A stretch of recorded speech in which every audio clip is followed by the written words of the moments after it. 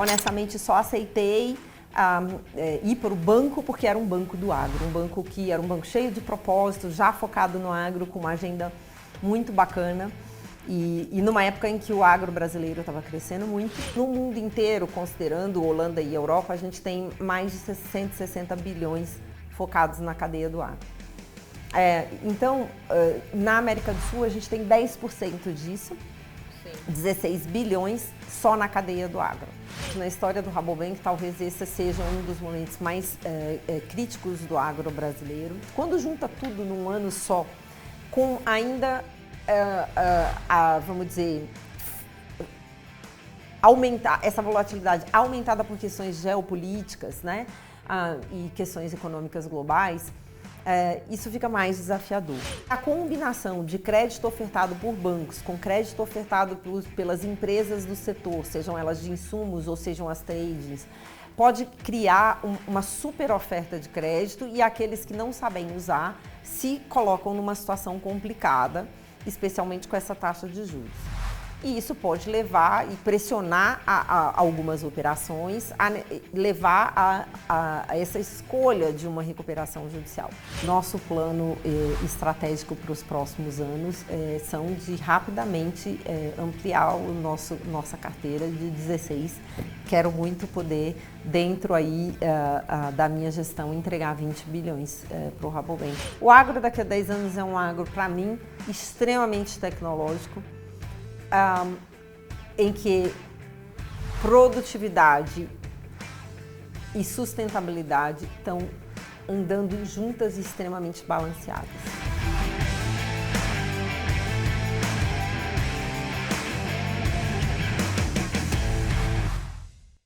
Olá, bem-vindos ao Ag Líderes, o videocast do AgFeed, direcionado aos principais líderes do agronegócio. Eu sou Alessandra Mello e nós estamos aqui na sede da nossa parceira FIA Business School. A nossa convidada hoje é uma mulher, né? Uma líder muito relevante desse setor, que é a Fabiana Alves, CEO do Rabobank no Brasil. Bem-vinda, Fabiana. Muito obrigada, uma honra estar aqui na FIA com vocês. Um prazer recebê-la. A gente, antes de começar esse bate-papo com a Fabiana, vamos conhecer um pouquinho mais sobre a história, sobre a trajetória dela? Fabiana Alves é formada em agronomia pela Universidade Federal de Viçosa e possui pós-graduação em administração pela FGV. A executiva tem mais de 30 anos de experiência no agronegócio, incluindo produção agrícola e indústria alimentícia. Iniciou a trajetória em Americana, no interior de São Paulo, na Fazenda Santo Antônio, como gerente de planejamento e produção. Depois passou pela Sucos Del Valle e pela Quilombo.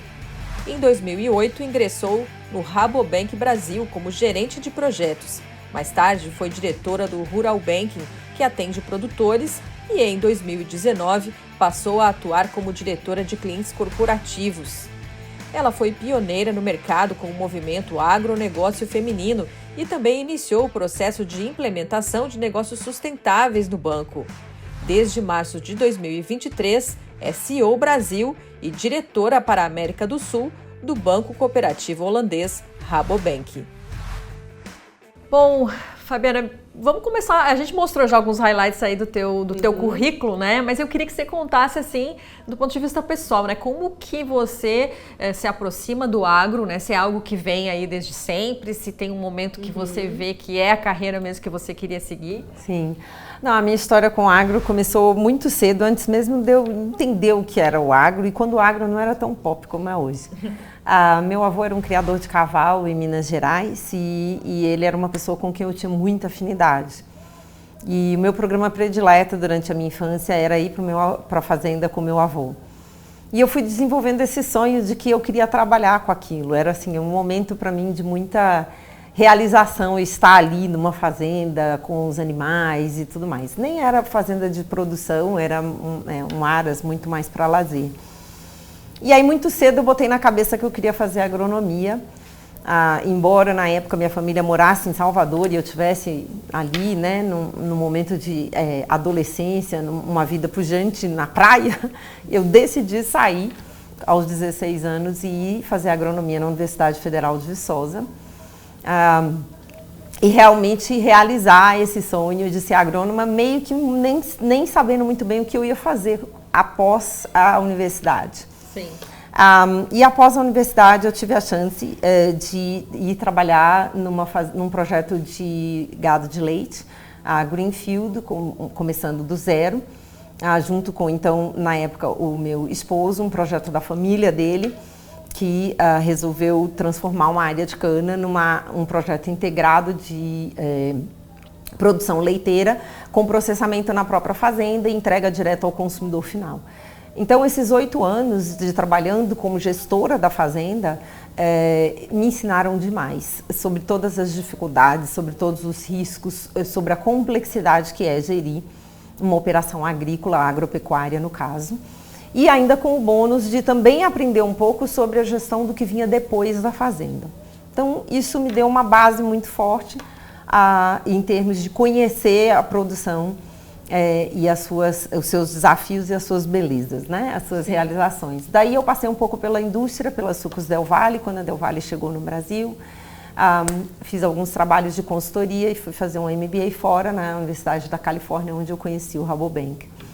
Nunca quis trabalhar em banco, meu objetivo nesse ponto, também tinha feito o GV aqui no Brasil, né, o programa de formação de administradores, o SEAG.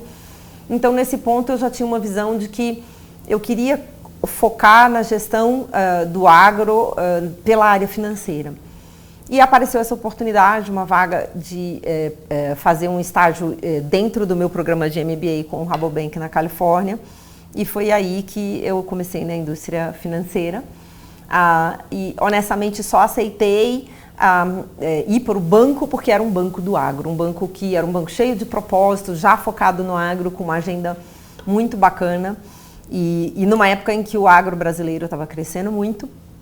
Então, quando eu terminei meu MBA, eu recebi uma oferta de uma posição aqui no Rabobank no Brasil. Então, isso foi há 18 anos atrás. E comecei aqui no Brasil em 2008, quando o agronegócio realmente estava se deslanchando, focado aí na expansão do cerrado e da produção de commodities. Então, desde então, eu tenho feito parte aí um pouquinho dessa história. Imagino que lá, quando eu era estagiária, jamais, né, ia passar na cabeça ser CEO do Rabobank, né, no mercado brasileiro, tá aí em contato com os agricultores, né? O que foi determinante, será, para chegar até aqui? Bom, nunca tive essa ambição. Inclusive, eu comecei no banco fui contratada para criar uma área de consultoria. O que é essa área de consultoria? O banco tinha a percepção, tinha a ambição de continuar investindo muito dentro do crescimento do agro brasileiro e nessa unidade de negócio que chama Rural, que financia a produção agrícola. Além disso, o banco tem a unidade de negócio que financia as corporações, o antes e depois da porteira, né? Mas dentro desse crescimento do nosso business rural, a gente viu os produtores crescendo numa velocidade muito grande, cheios de oportunidade, a expansão acontecendo, a exportação aumentando, o Brasil ganhando posições no ranking de exportação, estimulando o crescimento do agro brasileiro. Mas a gente percebia que muitos desses produtores não tinham uma gestão, na verdade, compatível com o tamanho e a complexidade das operações. Então, essa área de consultoria veio para ajudar alguns produtores a darem esse passo de sofisticação na sua gestão estratégica, financeira e governança de empresa familiar, porque a maioria deles, né, são grupos familiares. Então, o meu trabalho era do banco para fora. Eu passei aí meus 4 primeiros anos dentro do banco, trabalhando no negócio dos clientes, e não trabalhando no banco para dentro. Isso me deu ainda mais conhecimento do negócio dos nossos clientes, dos desafios, das oportunidades, das questões de gestão. Junto com o banco, a gente foi desenvolvendo diversos programas de treinamento desses clientes e das suas famílias dos seus times, né, dos seus gestores financeiros e etc., para alcançar essa sofisticação de gestão, essas boas práticas de governança e gestão corporativa, embora eles sejam produtores rurais. Então, com isso, eu acho que meio que não intencionalmente eu acabei me tornando uma liderança dentro do banco e conseguir também um conhecimento muito grande do setor. Que legal, que legal. Bom, eu queria que você falasse um pouco do Rabobank, né? Muitos dos produtores aí que nos acompanham, enfim, conhecem como mais uma instituição que também financia o agro e tudo bem, mas como você disse, tem um propósito, tem uma história muito diferente essa questão de banco cooperativo, né? Então fala pra gente um pouco do Rabobank e como que ele está posicionado hoje no Brasil e no mundo. Bom, sim, o banco nasceu há mais de 120 anos atrás na Holanda como uma fusão de cooperativas de crédito. Né? Eram duas grandes cooperativas, uma do norte e uma do sul da Holanda, que se juntaram e resolveram fazer uma única cooperativa de crédito.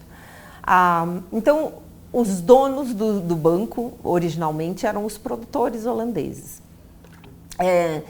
Então, é um banco que não tem ações no mercado e que não tem dono, não tem um dono, né? É um banco que é governado num sistema cooperativo, o que significa uma governança extremamente complexa, obviamente, mas com um propósito de que a cooperativa tem que trazer valor para os seus membros, para os seus cooperados, mas também para a sociedade.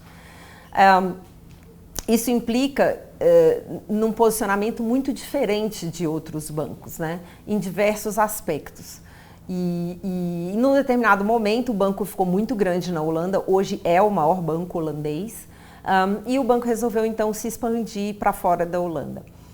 Tiveram várias fases de expansão, mas a que se consolidou, que até atualmente, é que fora da Holanda o banco foca na cadeia de alimentos.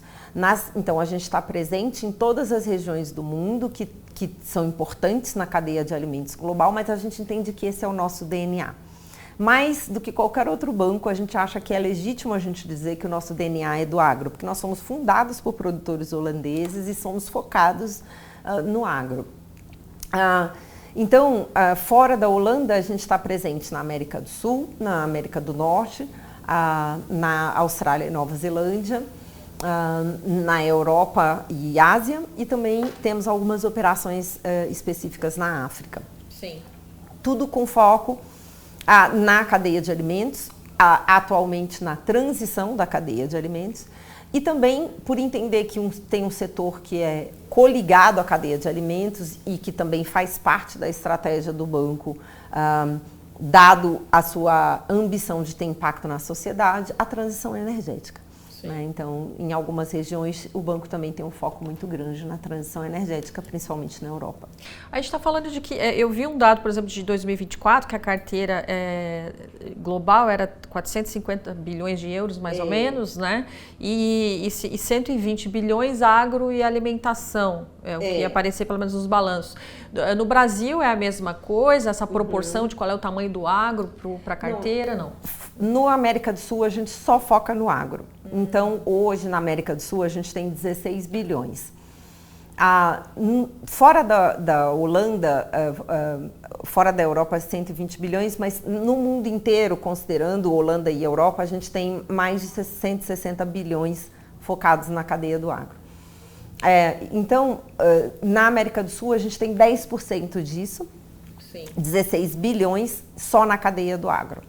Não tem nada de Rabobank no Brasil, então, que não seja agro. No Brasil não tem nada que seja agro. Interessante. O que tem é que uma parte desse agro já tá relacionado com a energia, que são os biocombustíveis. Entendi. Né? E a gente pretende expandir essa sinergia com a transição energética no Brasil também.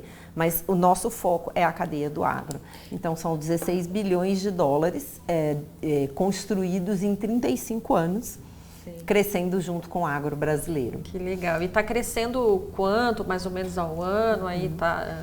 A gente acompanha muito o crescimento do setor. Claro que lá, quando a gente começou, a gente cresceu muito rápido. E o que é interessante é que quando a gente começou, especialmente no Brasil, nós fomos durante muito tempo o único banco que fornecia linhas de longo prazo em dólar, em grandes volumes, para os produtores rurais. E a gente entrou num momento que foi uma das piores crises do agronegócio brasileiro, que foi ali em 2006. Então, a nossa presença está muito ligada ao crescimento do setor e essa é a nossa ambição, de continuar acompanhando o crescimento e a evolução estratégica do setor. Certo. Então, o quanto o setor crescer, nós estamos crescendo junto. Muito bem. A gente vai seguir falando, né, dessa presença do Rabobank no Brasil, de quais são os planos aí para o mercado brasileiro, mas agora é a hora do nosso quadro especial Super Safra.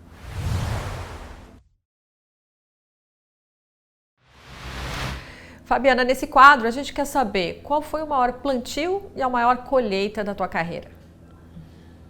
Bom, eu acho que o maior plantio foi realmente ter tido a oportunidade de trabalhar junto com os nossos clientes no negócio deles.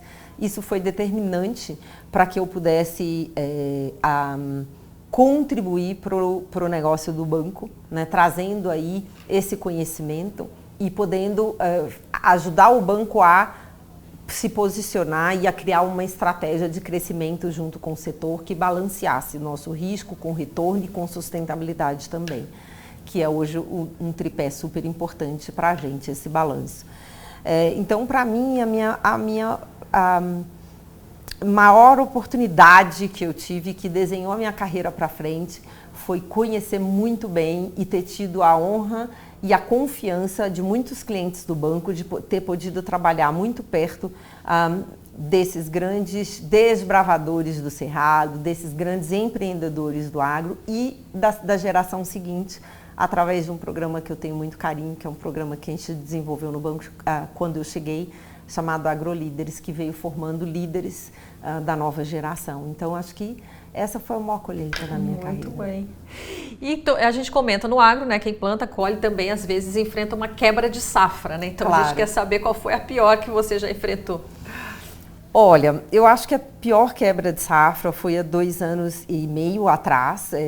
Bom, eu assumi a presidência do banco no Brasil em março de 2023. Março de 2023. Sim, foi exatamente. Eu já faço 23 ou 22.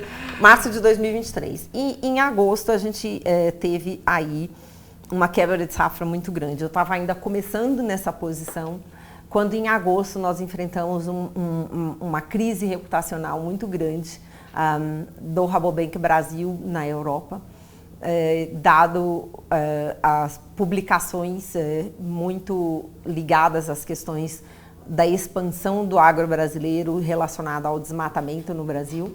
Sim. E foi uma crise muito grande que afetou o banco como um todo e que realmente me demandou que eu direcionasse a minha agenda para cuidar dessa questão no momento em que eu ainda estava me posicionando como CEO no Brasil. Então, foi um momento muito crítico e eu, nos últimos 2 anos, vim gerenciando essa crise e fazendo todo um trabalho de reposicionar o Brasil, tanto internamente para o banco, quanto externamente para a sociedade holandesa, que cobra muito do banco, né? Porque claro, o banco hoje é uma instituição da sociedade holandesa. O capital do banco está relacionado com os depósitos, porque lá nós somos um banco de varejo, então o capital do banco vem dos depósitos da sociedade holandesa e por ser um banco cooperativo, a gente, de certa forma, deve satisfações, né? Claro. E ao regulador europeu, obviamente, também. Então, foi uma quebra de safra que levou 2 anos e meio para me recuperar. Mas tem o ponto positivo, né, de uma situação dessa, é o aprendizado, né, que você fica, e porque esse é um desafio do agronegócio, né?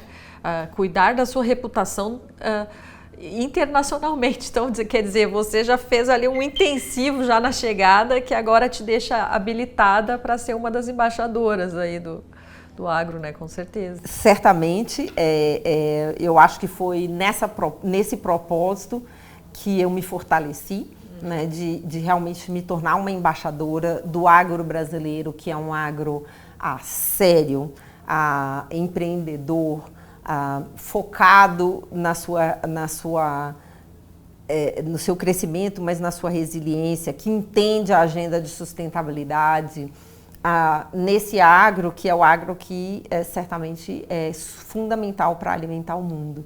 Né? Então, esse foi daí que eu me pautei para fazer todo esse reposicionamento. Mas, de fato, eu acho que essa questão de gestão da comunicação e do entendimento do nosso posicionamento global é uma das grandes, um dos grandes desafios que o agro brasileiro ainda tem. Excelente. Bom, o que será que a Fabiana pensa do atual momento do agronegócio, né, das dificuldades que o setor ainda enfrenta, margens apertadas, crédito restrito, tudo isso a gente vai falar ainda nessa edição do AgriLíderes. Nós vamos agora para um intervalo de alguns segundos e voltamos já já.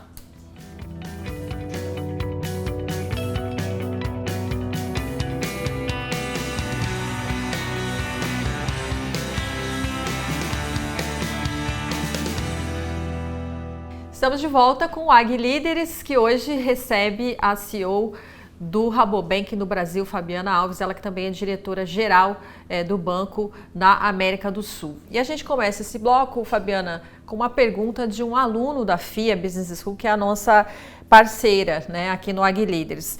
Quem mandou a pergunta para você é o Breno Sartori, que é aluno do mestrado profissional da FIA Business School e é diretor de operações do grupo Serquímica. Vamos ver. Bom dia, Fabiana, tudo bem? Me chamo Breno, estou como diretor de operações do Grupo Serquímica e estudante do mestrado profissional da FIA. Minha questão junto ao Rabobank é quais as estratégias que vocês estão adotando com relação ao risco de análise de crédito frente ao produtor rural, tendo em vista que os insumos agrícolas para esses produtores estão subindo cada dia mais. Insumos como nitratos, fosfatos e nitrogenados cada dia estão mais escassos no mercado nacional, todos dependendo de importações, e o risco dessas operações se torna muito alto devido à volatilidade do custo de cada insumo desse. Obrigado. Olá, Breno. Muito obrigada pela sua pergunta. Uma pergunta super importante. Super relevante nesse momento de altíssimas volatilidades, tanto nos insumos quanto no preço de commodities, o que certamente impacta as margens dos produtores. Então vamos lá, gestão de risco de crédito. Bom, conceitualmente a gestão de risco de crédito é feita se olhando um tripé, risco, retorno, sustentabilidade. Né? Isso vale tanto para o nosso negócio, o negócio do banco, quanto para o negócio dos clientes. Então, para todos os clientes, a gente vai avaliar que riscos aquele cliente tem, que retorno ele alcança com a sua operação e como ele lida com a agenda de sustentabilidade, especialmente a sua resiliência climática, que é um fator fundamental hoje. Né? Dito isso, dentro da análise dos nossos clientes, nós temos aí como prática, avaliar muito como cada cliente faz a sua gestão em geral. A sua gestão em geral vai incluir a gestão de suprimentos, no caso os insumos, e a sua gestão de risco por si. Né? Então, como ele faz a proteção da sua margem, como ele atua utilizando produtos financeiros, produtos de preço futuro, produtos de proteção de margem, na medida em que ele inicia a compra dos seus insumos numa safra, ele já começa a fazer a venda dessa safra atrelado aos insumos, ou o quanto ele faz de gestão desse risco comercial. Então, certamente essa já é uma prática que a gente adota. E como a gente entende que a volatilidade só aumenta, e o produtor tem que lidar com a complexidade desses insumos precificados em dólar, com parte dos seus custos em reais, com as commodities precificadas em dólar, com bases e tudo mais, a gente providencia, a gente oferece para os nossos clientes muitos treinamentos para lidar com essa gestão de risco. Orientações sobre como adotar, construir e adotar e implantar uma política de gestão de risco e como utilizar de forma saudável, de forma orientada à gestão de risco e à proteção de margens, os derivativos. Então, hoje, dentro da nossa base de clientes, quase 40% dos nossos clientes utilizam esses instrumentos depois de serem adequadamente treinados pela nossa equipe a como se beneficiar do uso de travas de preços, de insumos, de commodities, enfim, ou do próprio dólar. Então, é dessa maneira que a gente tem utilizado, buscando crescer bastante a aplicação desses instrumentos de gestão de risco. Gestão de risco muito importante mesmo, né? Nesse momento aí de volatilidades, a nossa última conversa que a gente até publicou no AgriFeed falava disso, né? De que já tem os riscos do agro tradicionais, aí, climáticos e tudo mais, ainda tem os novos, que é geopolítica, uma série de coisas, então mais do que nunca é importante, né? Fabiana, eu queria te perguntar justamente desse momento mais desafiador que o setor passa, né? Além daqueles desafios que você contava antes, quando você assumiu ali como CEO, né, em 2023 é quando a coisa começa a mudar e ficar muito ruim, né? Os anos anteriores tinham sido de preços muito elevados, de margens absurdamente altas e tudo mais, né? Como é que está sendo lidar com esse quadro aí e manter os resultados, né, do banco, manter o financiamento ao setor? Bom, sim, de fato, eu acho que historicamente, na história do Rabobank, talvez esse seja um dos momentos mais críticos do agro brasileiro, onde nós temos aí o encontro de todas as volatilidades juntas. Porque, tradicionalmente, alguma questão nós vamos ter todas as safras, seja ela de preço, de câmbio ou de produtividade, e o agro brasileiro está super acostumado a lidar com essa volatilidade. Quando junta tudo num ano só, com ainda, vamos dizer, aumentar essa volatilidade aumentada por questões geopolíticas, né, e questões econômicas globais, isso fica mais desafiador, com certeza. Então, hoje, nós entendemos que o agro precisa olhar, cada produtor precisa olhar para a sua situação e redesenhar a sua estratégia. Como você disse, nós viemos aí de anos de super safra, super preço, né? Porque tem isso também. Nós tivemos a combinação de todos os fatores positivos, dólar alto, super safra, super preço, e, no entanto, a gente não percebeu uma acumulação de liquidez ou de caixa por esses produtores. O que aconteceu foi uma aceleração dos níveis de investimento, levando a uma elevação dos níveis de alavancagem. O nível de endividamento ficou muito alto. E aí, quando isso encontra uma taxa de juros, um novo elemento de volatilidade, né, adicional, uma taxa de juros aumentada, hoje a gente vê os números, as figuras financeiras dos nossos clientes e do agro em geral pressionadas, né? Então, tem sido desafiador lidar com isso, e o nosso conselho é que cada cliente e cada produtor, que não seja cliente do Rabobank também, olhe para a sua situação financeira e repense o que vai fazer daqui para frente. Tem horas que é preciso reduzir o volume de investimento, é preciso observar o endividamento e, às vezes, é preciso injetar capital na operação para reduzir esse endividamento, para reduzir o custo financeiro da dívida, né? E é preciso também pensar como fazer um planejamento da produção da próxima safra, a aquisição de insumos e tudo, de uma forma bastante sóbria, para que esse produtor não se veja pressionado na sua geração de caixa e tendo que usar toda a sua geração de caixa para servir uma dívida. Esse é o nosso... Você tem falado muito também da questão das recuperações judiciais, né? Foi um recorde de RJs de produtor rural em 24. O primeiro trimestre também, acho que teve um crescimento de 20% mais ou menos. Então, quer dizer, a coisa ainda está complicada. De que forma isso vai se traduzir, por exemplo, nos resultados do Rabobank no ano e do setor como um todo? Voltando um pouco à sua pergunta anterior, eu gosto de chamar toda essa gestão de produtividade financeira. O produtor brasileiro tem excelência em produtividade agrícola. falta produtividade financeira, falta usar o crédito com sabedoria, né, com consciência, né? Porque o crédito está disponível não significa que ele é saudável. E a combinação de crédito ofertado por bancos com crédito ofertado pelas empresas do setor, sejam elas de insumos ou sejam as tradings, pode criar uma super oferta de crédito e aqueles que não sabem usar se colocam numa situação complicada, especialmente com essa taxa de juros. E isso pode levar e pressionar algumas operações, levar a essa escolha de uma recuperação judicial, que é um instrumento legítimo e que está aí, que faz parte da legislação brasileira. O que a gente tem observado é que isso não tem sido usado da forma correta e nem aprovado da forma correta.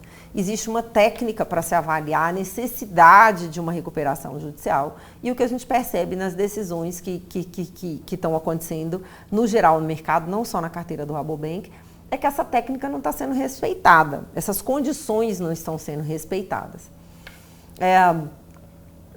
O instrumento de recuperação judicial passou a ser vendido como um instrumento de planejamento financeiro por consultorias e, enfim, escritórios de advocacia de uma forma insalubre, né?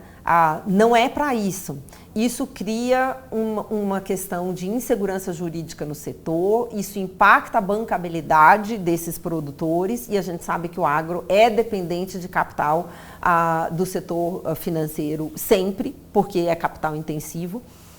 O uso de um instrumento desse impacta a bancabilidade futura desses produtores e nem sempre ele tem o melhor resultado, ele não tem esse resultado conto de fadas que está sendo vendido por aí. Sim. Né? Então, felizmente na carteira do Rabobank, essas situações não são críticas, o volume dessas situações não são críticas, mas é óbvio que isso impacta qualquer banco. Sim. Porque na medida em que há recuperação judicial e que o banco não recupera o seu capital e possibilita disponibilizar esse capital para novos empréstimos, qualquer banco é impactado. Claro. Né? A gente viu aí nas informações públicas a situação que está o Banco do Brasil. Então, não é saudável para o agro, não é saudável para a bancabilidade que o agro requer no longo prazo para continuar o seu crescimento.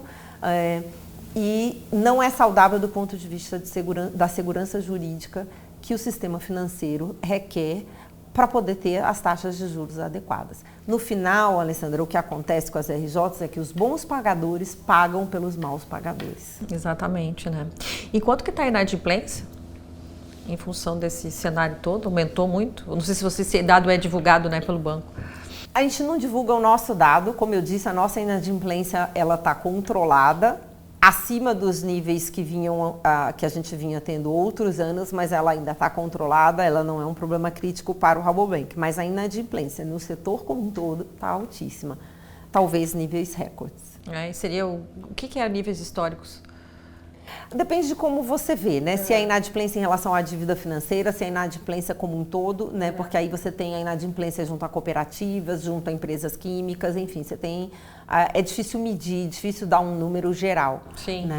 A impressão que eu tenho, sempre ouço muito das instituições financeiras, assim, que no agro costumava ser baixo, que era 2%, sei lá, menos. Exato. Até, né? E agora está sendo visto números maiores que isso. Muito maiores que isso. Provavelmente perto do dobro que isso. Entendi. No geral. Entendi. Tá certo, a gente vai falar mais de cenários econômicos, porque os desafios, né, não param por aí, mas a gente agora faz uma pausinha para o quadro especial que se chama Insight Fértil.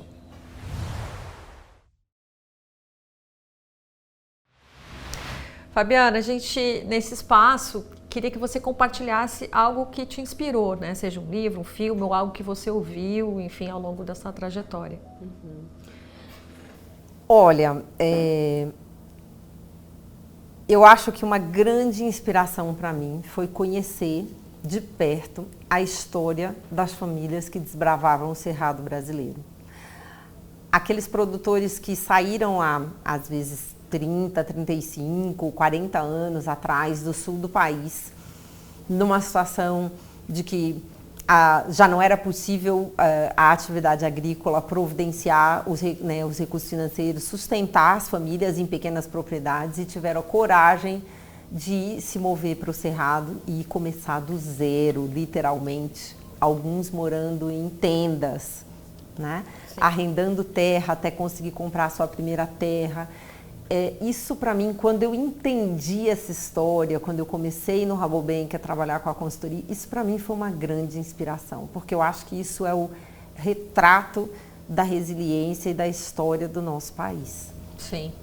Eu acho que são essas pessoas de fibra que acreditam no futuro, que não têm medo de trabalhar e que se jogaram no desconhecido, apostando na vocação que esse país tem, né, através dos nossos recursos naturais, e se tornaram hoje referências em produtividade, se tornaram hoje grandes operações agrícolas que oferecem emprego, que criam impacto social, que são preocupados com as comunidades com que vivem. Acho que isso é uma inspiração diária para mim. Sem dúvida. Eu também, ao longo da minha carreira de jornalista, a gente, né, estando junto dessas pessoas lá e vendo os relatos, vendo as fotos que eles mostram, né, é algo impressionante, né, o que eles construíram. Bom, a gente vai de novo para um intervalinho de alguns segundos e voltamos já nessa conversa ótima aqui com a CEO do Rabobank no Brasil, Fabiana Alves. Até mais.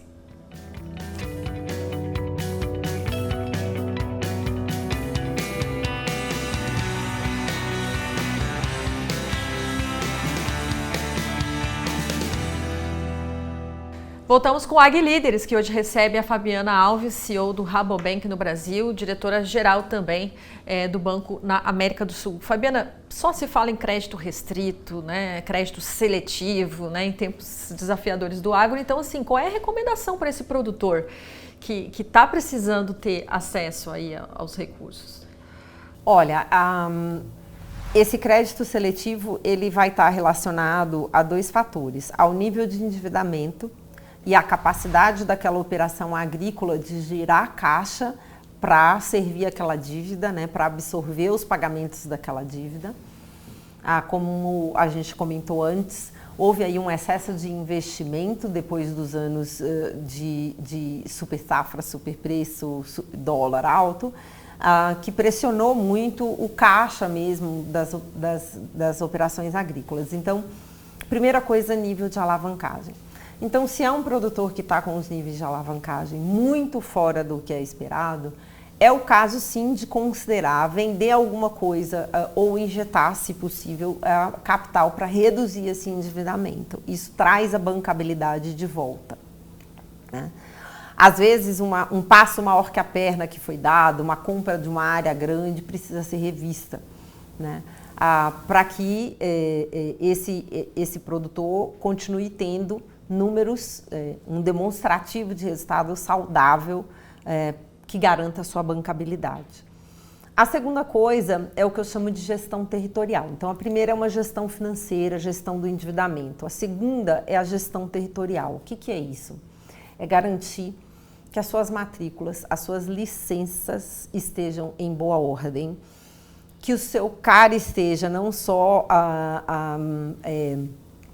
analisado, mas aprovado, né, todos os CARs, que ele entenda o seu posicionamento diante do Código Florestal, aonde ele tem déficit, aonde ele tem excesso, ou se ele não está devendo nada, se todas as áreas de preservação estão em ordem. Por quê?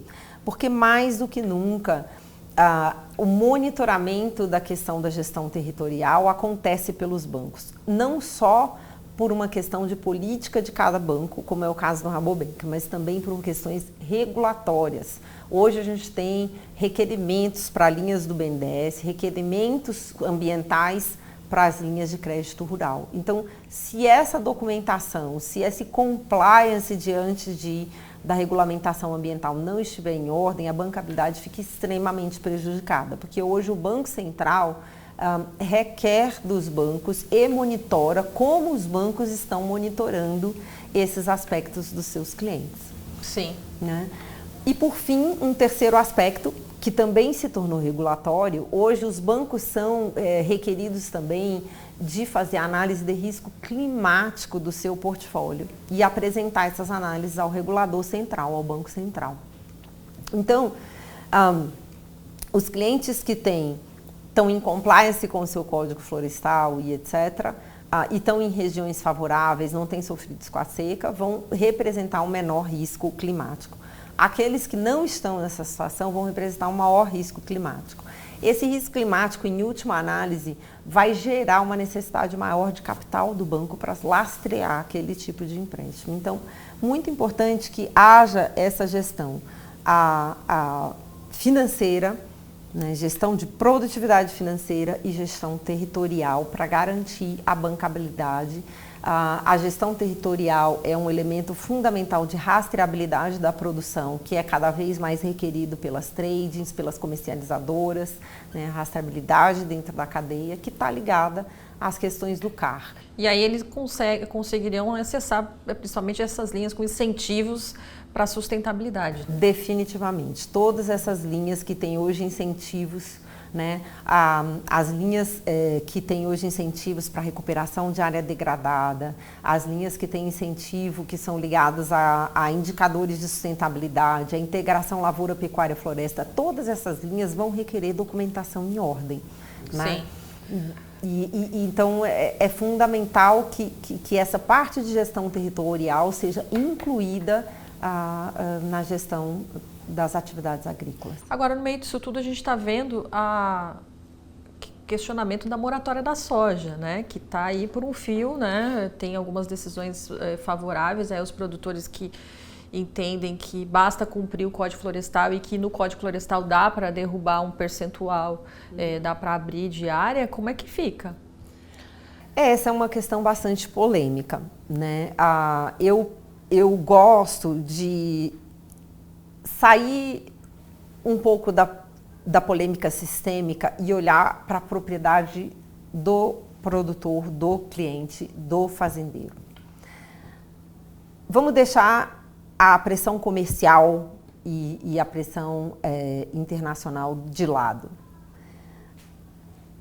A gente tem dados, tem pesquisa da Embrapa, do IPAM, e a gente tem dados, vamos dizer, de observação do Rabobank, que aquelas propriedades em que tem um percentual maior de área de vegetação nativa entremeada com as áreas de produção são muito mais resilientes às variações climáticas. Tem muito mais estabilidade de produção. São propriedades que estão muito mais preparadas para fazer uma transição da agricultura de alto impacto para uma agricultura de menor impacto através do uso de bioinsumos, que, aliás, conversam com a pergunta que a gente viu do Breno, os insumos químicos, fertilizantes se tornando cada vez mais caros. Qual é um mitigante para isso? É uma propriedade que se prepara para fazer uma implementação de bioinsumos. Então, todos esses fatores, uma propriedade que tem maior resiliência climática precisa de menos insumos químicos para ter a mesma produtividade. Então, todos esses fatores, para mim, que são o que impacta o negócio do produtor, é que deveriam estar sendo observados. Sim. Então, com moratória, sem moratória, com código florestal, sem código... O ponto é, mantenha a área de preservação na sua fazenda, porque isso é bom para você, independente de qual regulamentação você observa e qual regulamentação você acredita que deveria existir ou deveria deixar de existir. O Código Florestal é fundamental para o posicionamento do Brasil como produtor de alimentos globalmente, mas e obviamente todos os produtores têm que seguir, têm que buscar rapidamente o compliance com esse código. Muita gente está em déficit em relação ao código. Corra e faça a sua recuperação das suas áreas. Adicione as suas áreas de reserva. Não porque alguém está dizendo que quer ou que precisa, porque vai ser bom para a sua resiliência climática. Sim. E é por isso que a gente tem linhas especiais no Rabobank para aqueles clientes que querem antecipar os seus TACs, os seus termos de compromisso junto aos órgãos, às autoridades ambientais, para estar em compliance com o Código Ambiental. Tá ótimo. A gente queria saber das metas aí do Rabobank para o Brasil, né? O que vocês estão buscando em termos de contratação de crédito, o que vocês estão projetando para essa próxima safra? Olha, como eu disse, a gente pretende continuar crescendo conforme o setor cresce. o setor deve diminuir sim um pouco de crescimento, mas olhando para o setor como um todo, para a cadeia como um todo, porque a gente serve a cadeia como um todo, o antes e depois da porteira também, né? A gente continua positivo em relação ao crescimento e o nosso plano estratégico para os próximos anos são de rapidamente ampliar nossa carteira de 16. Quero muito poder, dentro aí da minha gestão, entregar 20 bilhões para o Rabobank mundialmente. Para quando seria esses 20 bilhões? Isso eu não sei quanto tempo eu fico. Enquanto eu tiver, eu estou correndo atrás desses 20 bilhões, porque eu acho que é um marco importante para a América do Sul. Sim. Como hoje sendo a principal provedora a região principal provedora de commodities e de alimentos para o mundo. Nessa safra cresce quanto mais ou menos? Olha, a gente quer crescer pelo menos 6%, né? Pelo menos acreditando que o setor cresce junto. Já é um número razoável em tempos turbulentos, né? Como a gente vem falando. Em tempos turbulentos é bastante, mas de novo de uma forma muito seletiva. Sim. E certamente dando prioridade ao crédito que está ligado com as questões de sustentabilidade. Sim. Então, como eu disse, compliance do Código Florestal, crescimento em áreas de pastagem degradada. Temos linhas especiais para esse tipo de crescimento. Créditos que estejam ligados a projetos com indicadores de sustentabilidade e queremos também acelerar os projetos de carbono no solo, né, que a gente entende que vão fazer parte desse pacote de solução para que a gente continue tendo uma agricultura que balanceie o crescimento, a produtividade com os aspectos socioambientais. Vai ter novidade aí, então, em termos de produtos, assim, sim, nessa linha? Sim. Para a questão do carbono?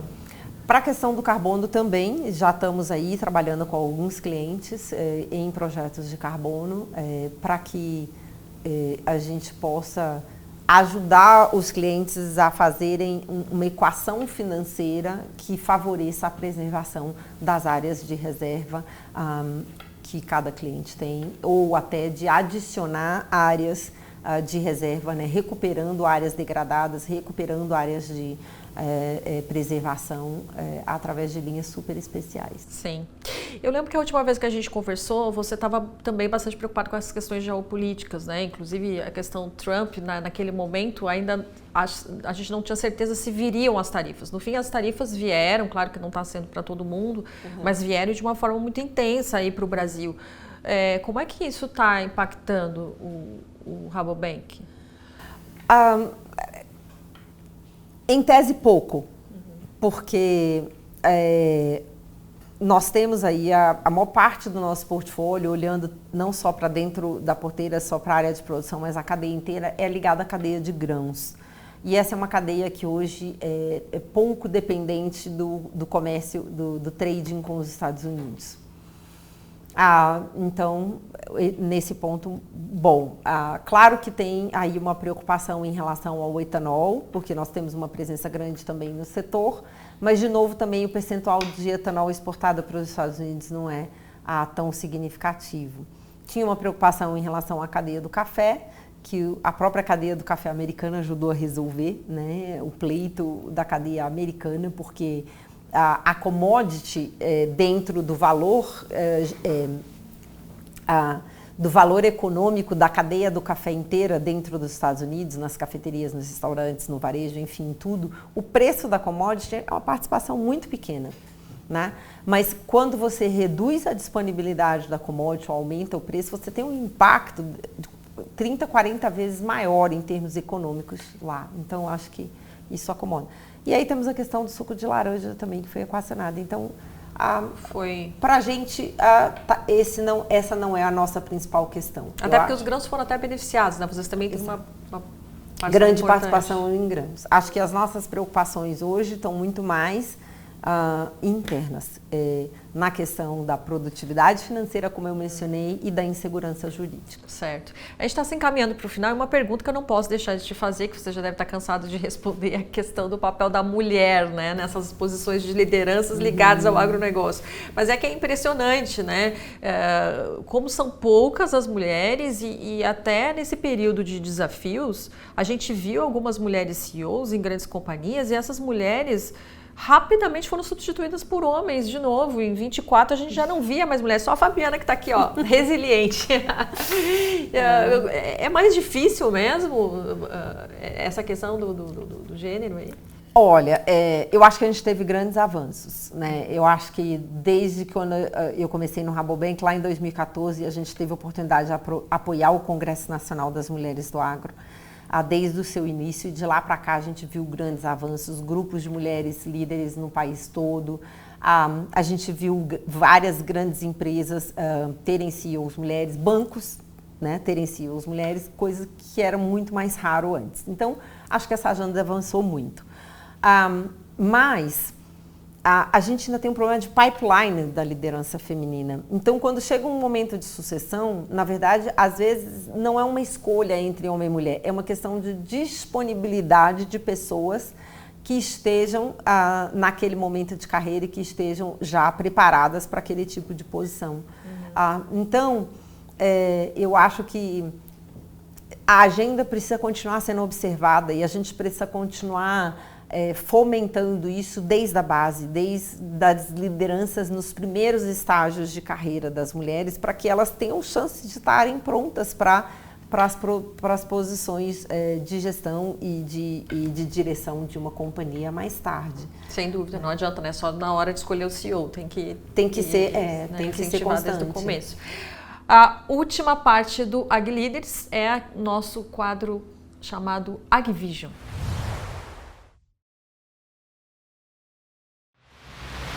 Nesse quadro, a gente quer saber de você qual é a tua visão de futuro para o agronegócio, como que vai ser daqui a 10 anos?